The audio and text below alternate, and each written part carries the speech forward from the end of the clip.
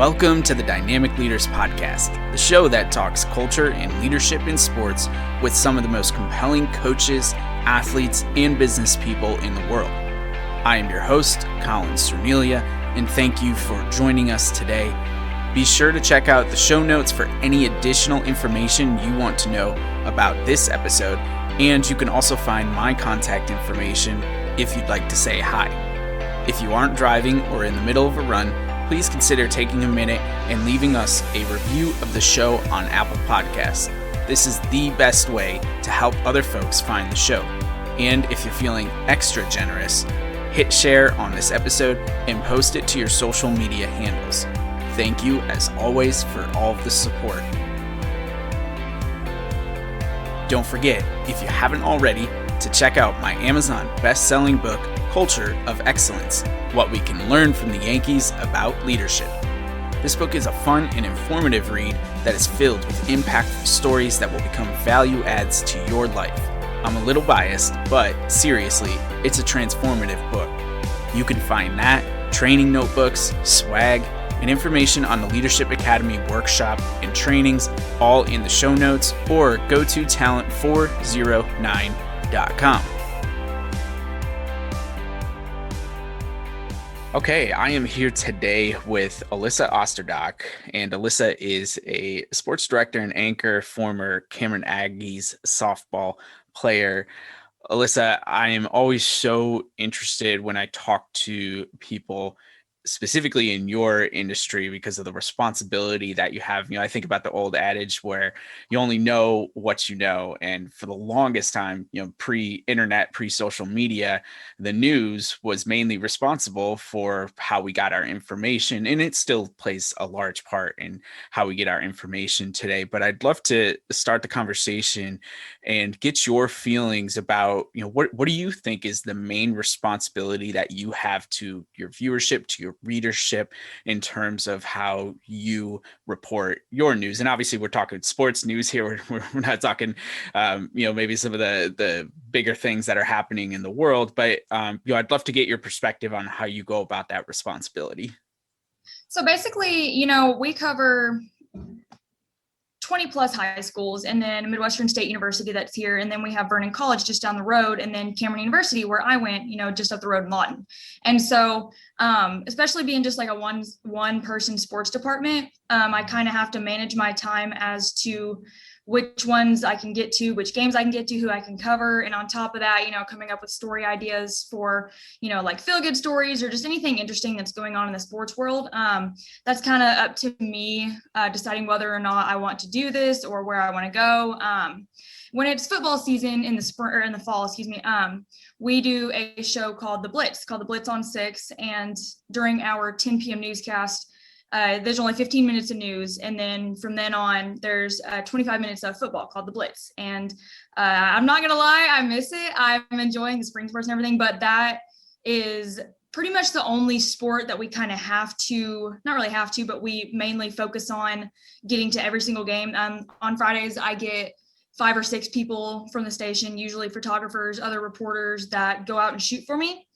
So that's mainly when I get the most help.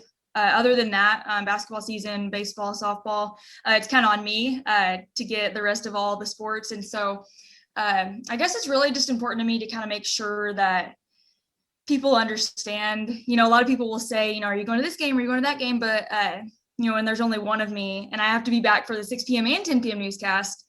It's kind of tough sometimes because I don't want to seem like I'm favoring any of the local schools.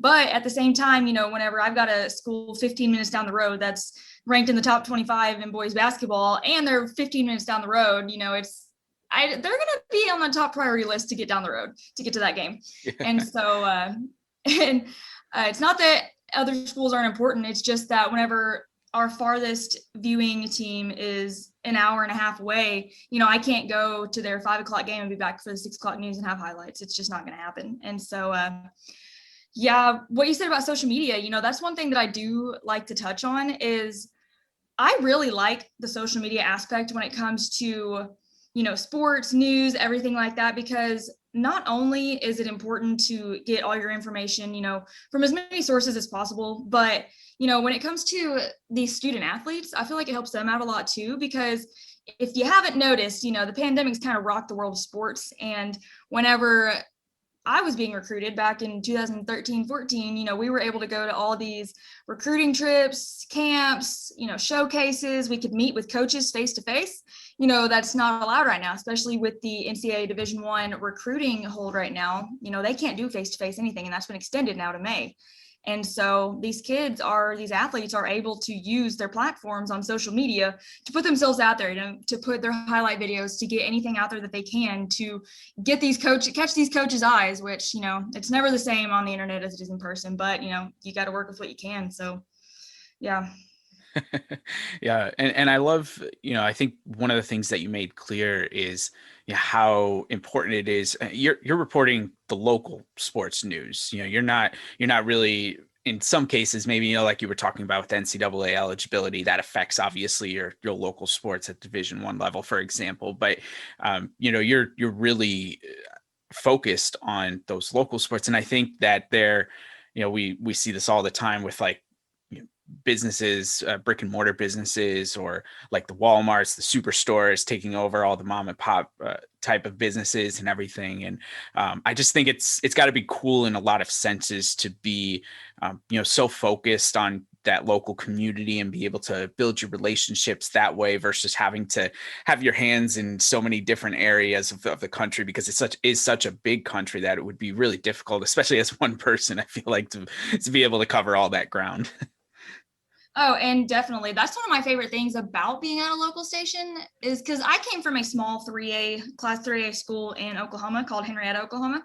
And it's home of Troy Aikman, by the way, if you know who that is. But anyways, we had maybe 5,000 or 6,000 people in my town. And to some that's a lot, to some that's not many at all. But, to me, it's home, it's community. And I like to bring things that I learned and everything that I took from there here, because whenever I'm around schools here that are, the smaller schools or don't have as many people, or, things of that nature, it almost hits home to me, because a lot of people that are in this industry came from a big giant school and then went to, a big giant Division I school. I graduated from a Division II school, and, I came from a smaller school. So I've always been kind of in the smaller aspect of, I guess, population. I don't know how to even word that, but, so whenever I see these teams that have the type of community interaction and community bonds that it hits home to me, because that's what I was used to growing up. And, Sure. those relationships, you always see on, like, for banks, for example, the bigger the bank, the smaller the customer or whatever. So that's kind of how I feel it is whenever you're at like these big giant schools. A school that was near mine, biggest school in Oklahoma, Broken Arrow. I knew a lot of people growing up. I played with a lot of girls that went to Broken Arrow High School, and they would say, I see a new face every single day. I don't know half the people that I see walking down the hallway. And I'm sitting there thinking, I know every single person at my high school and their cousin and their mom and dad. And I know when their dog was born. Like, I just, the small community, not that big communities can't have, the bond and everything, but just that's just my own home, I guess. That's my own take from it. And so whenever I can see that here, it's just so special. And that's another reason that I like pulling those stories out that I can do. Like yesterday, I shot a story at Holiday High School with the man who runs the clock at the football games and stuff. Because, I told him, I said, I can remember, being at my high school football games or basketball games, the people that were running the clock, that were, working the concession stand, that were out there bringing their own cooker or bringing their own grill and cooking stuff at the football games. That was people in the community. That's just, they love the school. They love the people. They've been around for 20 something years. They're retired coaches, those types of bonds that they get to see, with not only the students, the other people, with each other. They get to watch these students grow from, a lot of them watched me grow from when I was barely walking to they're still there now. And, so it's like building those relationships. I think that's really cool. And so that's one thing that I do like to see here in the smaller places, and try to touch on that a little bit, is the community aspect of it, I guess. And that my station does an excellent job at, in like sports news, everything, an excellent job on being really community built and being really involved, sports, weather, news, all of our departments, sales, it's just, that's one thing I'm very proud of to say about my station. Yeah, I think that's also cool and reminds me a lot of my childhood. I think I grew up in a town that was a little bit bigger than yours, but still not, huge. And there was a lot of that same community closeness and those type of things that you were talking about happening. And it is, I think, something that's makes the town that you grow up in special, unique in some way. So I think it's really cool that that it had that experience. Excuse me. And on the topic of relationships, I'd like to expand on that a little bit more and ask you, so from a professional perspective, in order for you to do your job, I think most effectively, to get some of the finer details about a team that you're reporting on or a situation that you're reporting on, you have to develop bonds, closer bonds with coaches, with stakeholders in general. How do you go about finding the right people to build those relationships with so that you can be effective in your job?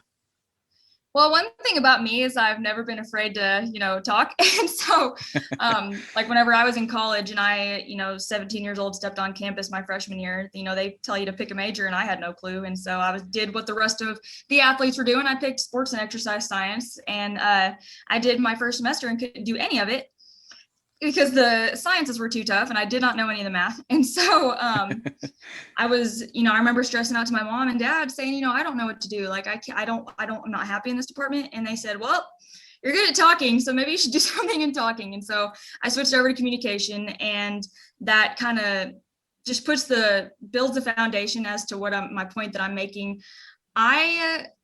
Whenever I took the sports director job, I remember getting some advice from somebody that said, whenever you build relationships with these coaches, take a book, get a piece of paper, and, write down something about this coach that you want to remember. That way, next time you call them, you can say, hey, is your wife still teaching science? How's little Joe Bob doing in football? You know what I mean?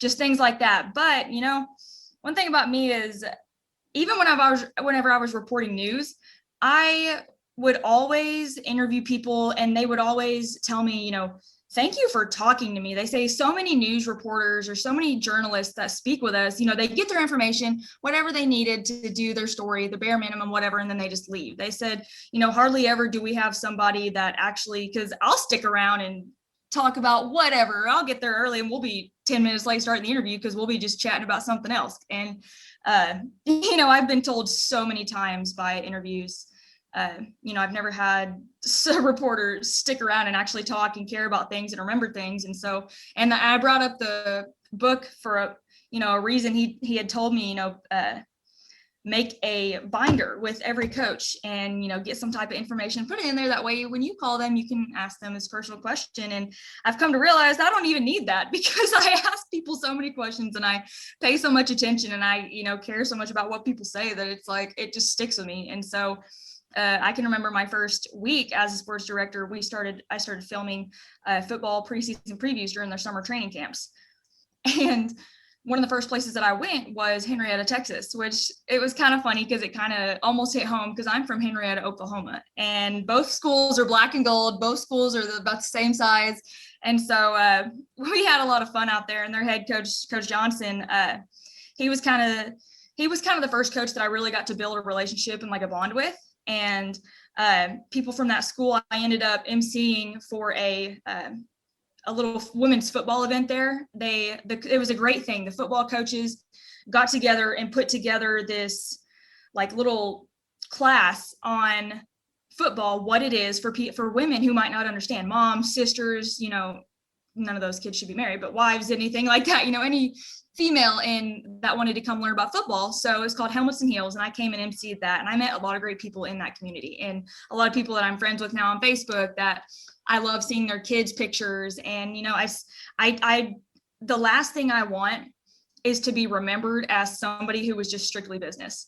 And I think that's why community relationships are such a big thing to me, because I want somebody to see me outside of work and feel like they can come up and talk to me. I don't want them to think, oh God, it's the girl on the news, stay like she's hateful or be intimidated, which I don't know why anybody would be, but that TV can put off that type of vibe,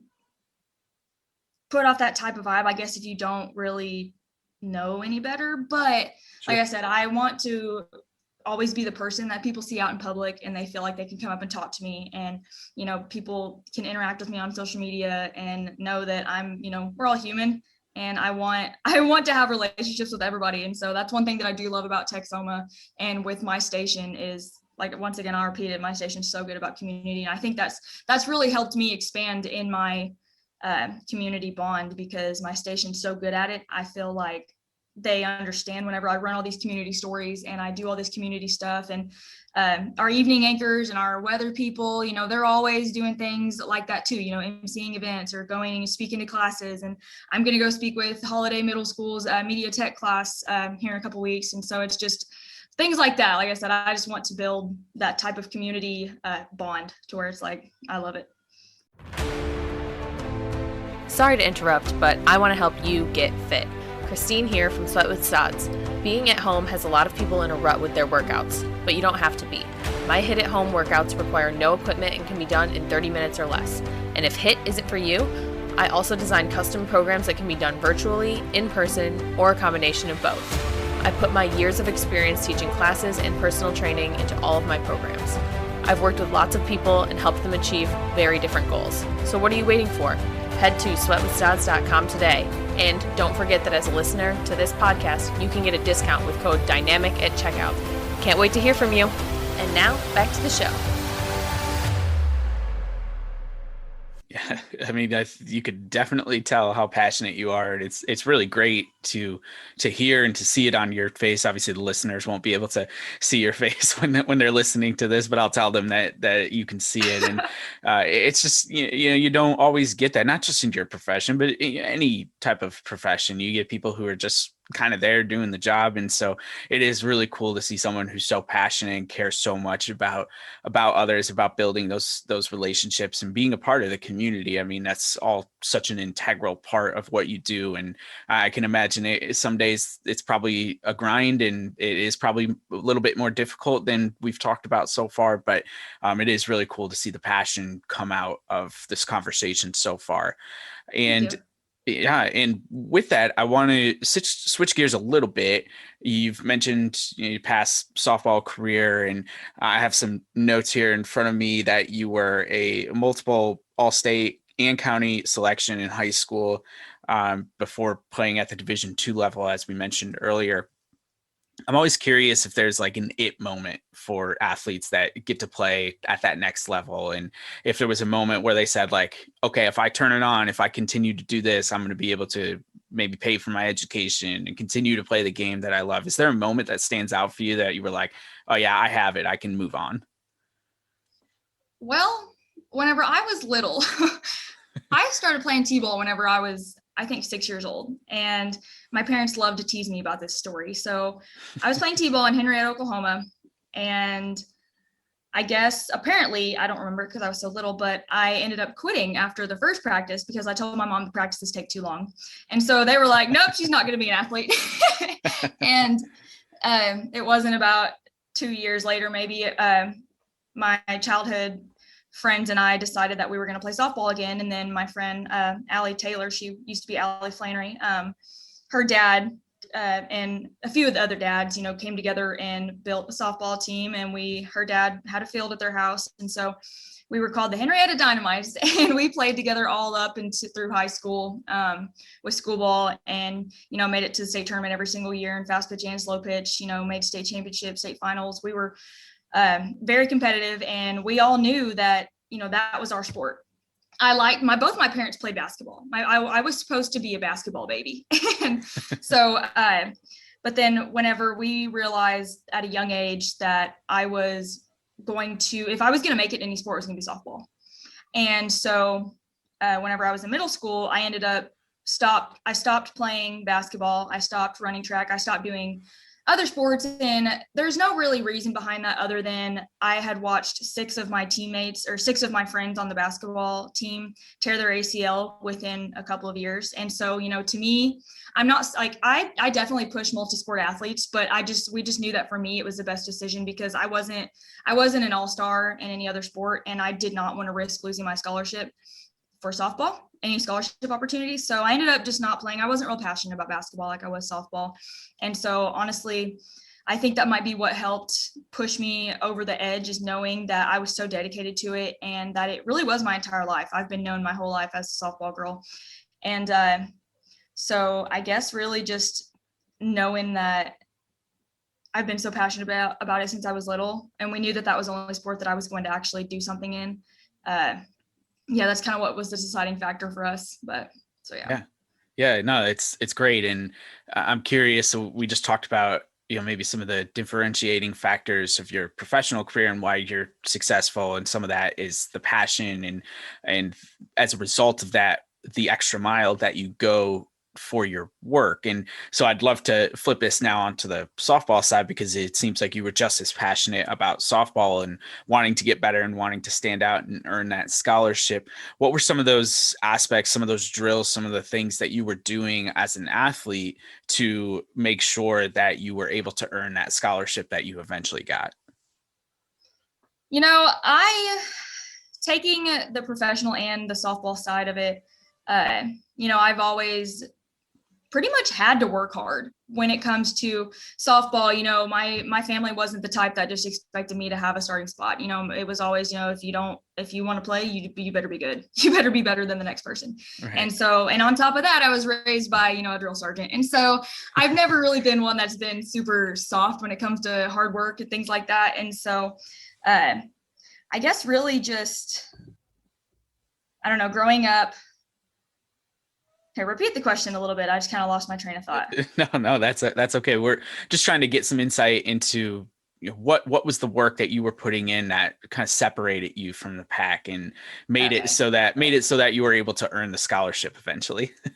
So I've always been pretty much, softball's been my entire life, and sports have been my entire life, clearly. And not that I wasn't smart in school, because I did all right, but especially in college, I kind of struggled a little bit. School was harder for me than it was for everybody else. And so I honestly believe that if you're a good student, you can graduate. And so that's kind of what pushed me to work hard, is that I knew that I would get to school and I had the, work ethic to get things done. And so whenever I was younger, I was always the one, me and my teammates were always working hard and stuff, but I was always the one that was up there no matter what, up at the softball field working out, and not saying that other girls weren't. Two of my other friends that went and played college ball were always up there with me, but just me personally, I was always the one that everybody knew was strictly softball. And so I was known as a softball girl. Everybody that's always been my personality, I guess, is just softball. And so whenever I knew that I wanted to play, I just, like I said, I stopped playing other sports. And like I said, I'm going to repeat myself. No, I'm not saying that you shouldn't be a multi-sport athlete, but it was the best thing for me. And so whenever I got to college, I was always the player that was kind of not the crazy one, but I guess I had the most energy. I was always the one jumping up and down. There's so many pictures and videos of me jumping up and down, like swinging my bat in a complete windmill when the person in front of me hits a home run. And everybody was like, stay away from Alyssa when somebody hits a home run, because there's no telling what's going to come flying off of her, what she's going to come around whacking somebody. I don't know. I was always the first one, jumping up and down, knocking people over. And even on the field, I was always the one, if my pitcher threw a good pitch or did something wild, I was 10 feet high in the air, jumping up and down. I don't know. It's just the energy that I would always bring to the field. I've always kind of carried that with me, and I kind of carry it over into my professional career too. And I think that's one thing that kind of keeps me driven, is not only the passion, but the energy, because, not only have sports been my entire life, but sports are a lot of people's lives. And I hate the idea that people have that, it's just a sport, it's just whatever, or people, don't want to take anything, if you don't want to take it serious, because not only am I in sports, which some people think, sports shouldn't be your life, I'm also a female in sports in a very male dominated field. And so whenever I like to get it out there as much as I can, the sports are not only just an activity for people to do, for example, for a lot of kids in middle school, that's the only reason they go to school, so they can go to football practice after. I'm not saying it's the only reason that I went to college, but it sure did help. And so, it helped push me, it teaches you a lot of things. And so, I don't want to go off on that basic, it teaches you teammate or leadership and how to work with others, because it really does. And, people say that for a reason. And so I guess, yeah, that's where I stand with that. I love it. I love it all. And I love the energy. I love the work ethic, everything that you talked about, and even some of those aspects that you learned, like you said, the leadership, teamwork, and everything that you can get out of sports. I mean, those were some of the questions that I had, and you just answered them, right within all that statement. So I want to ask you, because you've said it multiple times now, softball girl. I mean, do you consider yourself, like, to this day, to have that identity, or was that something that, once you stopped playing softball, you had to kind of deal with and try to transition into, a different version of Alyssa? Well, I have like I said, always been known as a softball girl. And so whenever I graduated high school, a lot of people are excited to graduate and leave high school. I was not, because, softball was my entire life, and we were good in softball. And so, like I said, multiple state tournament appearances every single year. And so whenever I graduated, I was upset to be leaving my high school softball team. It crushed me. And I knew that I still had 4 years to play at the NCAA level. And so I was super excited for that, got there, worked my tail off there, earned a couple of degrees. And so whenever softball ended in college, I feel honestly like I got to close the book, not how I wanted, because, obviously the ideal way would have been to win a national championship. But my senior year, May of 2019, we made the NCAA super regionals, and it was the first time in school history. So, not only did I get to experience that with some of my best friends, I got to finish out my softball career knowing that, we made history. We win against all odds. We beat Texas A&M Commerce, who's a very, very, very tough team. Every year, all 4 years of my college experience, tough team to beat, and we ended up beating them at their own place out in the NCAA regional tournament. And so, got to go down to Kingsville, down to the beach, Texas A&M, Kingsville, and play in the NCAA super regionals for the first time in school history, my senior year. So, we're kind of remembered as that group, not only my senior year, not only my senior teammates, but, the girls that were juniors at that time were pretty much the base of that team. And on top of that, we had a lot of important freshmen it was amazing to see them as freshmen, and it's great getting to see them grow now. And so, especially those juniors that I was talking about, they were COVID seniors. So they're actually getting, another year of eligibility, and they're playing right now. And Sure. So, yeah, that was one thing that was really tough for me, was the transition. That was probably the toughest thing. And it's crazy to say that that's the toughest thing that I've been through my entire life, that I'm honestly blessed to be able to say that, because there's so many worse things that go on in this world. But that was probably the toughest thing I've ever been through, was having to transition from softball Alyssa to adult job Alyssa. And so whenever, I knew what I wanted to do. I actually was an intern at KSWO Channel 7. It's the ABC affiliate in Lawton, Oklahoma.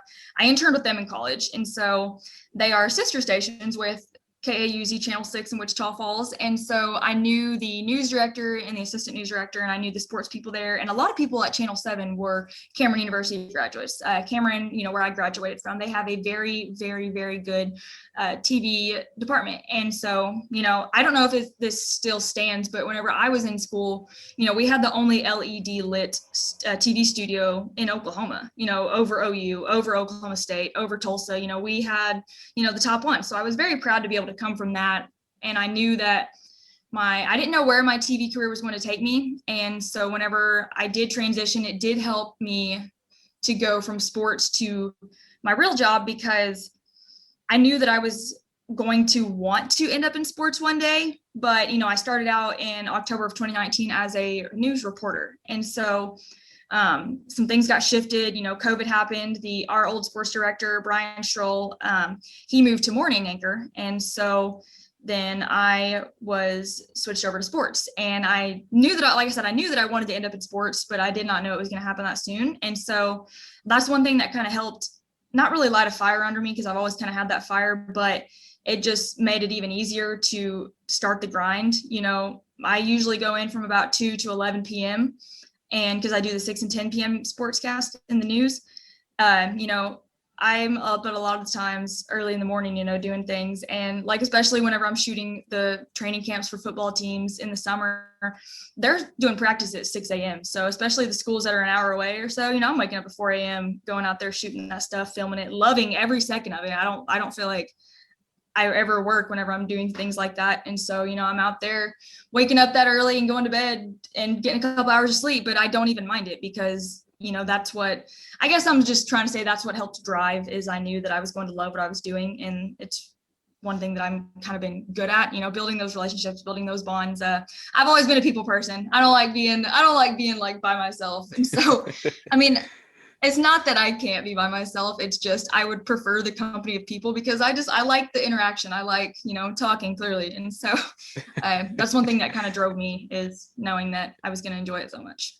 Yeah, I love it. I love it. The passion just, again, screams through the screens here right now. Like it's so good. So I really appreciate it. I appreciate the honesty and the transparency. And I'd like to end the conversation. You had mentioned it a little bit earlier in our talk today, and I know it's probably something that you think about quite often, but being a female in a male dominated industry.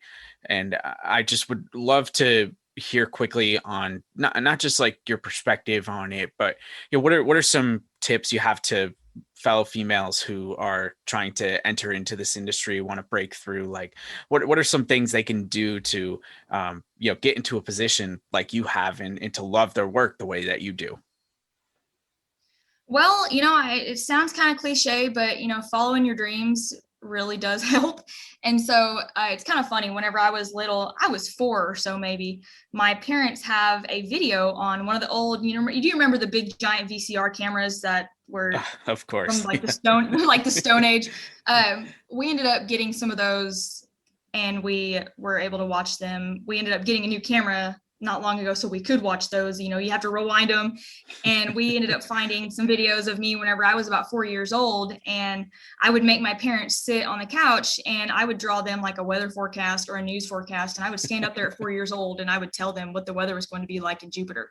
And so it's something that I've always knew was part of me. I knew that I wanted to do it at a young age. And it's kind of cool. I'm probably one of the only people that I know, and I know there's lots of other people that can say this, but me personally, I'm one of the only people that I know that can say, I followed my dream from when I was little, and I literally have wanted to do this since I was a child. And so whenever I was growing up, I just knew that if I continued working towards this, hopefully it would come true one day. And I looked up to a lot of people, watching the Women's College World Series every year, Holly Rowe, Michelle Smith, like all these people that I look up to, they were a lot of motivation for me. And so I guess really one thing is, the good thing about this time right now is I feel like it is becoming a little bit more socially acceptable for women to be in sports, very male dominated field. Probably might hurt a few people's, not really hurt anybody's feelings, but might have some disagreements with this, but I don't necessarily agree with women playing like in football just for like a safety issue. Not that I disagree with it, go out there and do whatever you want, but for me, I wouldn't get out there with all those men playing football. But when it comes to do what you want, it's your life, live your life, live your best life. But when it comes to being on the media side of it, I definitely think that I definitely am very happy that it's becoming more socially acceptable for women to be in sports, because a lot of people like to say, if you didn't play it, you don't understand it. Well, that's very not true. And so right. That's another thing that's been great about Texoma, is this community has been so open to having a female sports director here. And so it's just my station's been great about it. There's never been one single coach or player that's treated me any differently. If anything, they've probably been nicer, asking if they want me to carry my bag or something for me. I know for a fact they probably didn't ask Brian that because he's a man. So, it's nice in that type of aspect. Whenever people want to carry my stuff, I'm like, sure, go have at it. But, and I guess really one thing is there have been people now and then that I'm not real sure if they're joking or not, but they'll say, what's your real job, or what do you really do? Or just, they want to make comments like that. And my thing about that is, I guess, just trying to be not only a leader as a female, but also in the sports world as a female, you really just got to tune a lot of that stuff out. And I've never had a problem doing that because, a lion doesn't stress about the opinion of a sheep, and not saying that I'm like this superior lion or anything, but it's just whatever you're driven towards, if you're focused on that. I've learned that once I started focusing on myself and stopped worrying about what other people were doing, that's when I got successful. And a lot of that has to do with your mindset. Your mind is a lot like your physical appearance. The way what you feed your body is going to, your body is a reflection of your lifestyle. How you feed your body is what it's going to look like. And I believe that the mind is the same way. Whatever you feed your mind is whatever, whatever's going to come in your day. If you wake up and start playing sad music or look at a sad picture, read a sad book, you're probably not going to have the best mindset the rest of the day. But if you get up and, you do something that is productive, you are thinking positive thoughts, you're going to have a better mindset throughout the day. And I think that has a lot to do with it. I could either lay down and say, I'm a girl, feel bad for me because I'm the minority in this sport or in this industry, or I could stand up and say, I can tell these highlights just as good as the next guy down the road. And a lot of it's that. So I love it. Passion, drive, confidence, all of this is just spewing out, and it's no surprise to me that you've already found, I think, a lot of success and happiness, which is really important. And I'm really excited to see where your future goes, because I think you're onto some really great things. So it's been an honor having you on the show, Alyssa. Thank you so much for taking some time out of your crazy busy day. Hopefully you don't have any travel today or anything like that, but thank you so much for taking the time, sharing your story, sharing your expertise. I know you're going to help a lot of people, and just really appreciate your time again. Thank you so much. I appreciate it. Thanks for having me.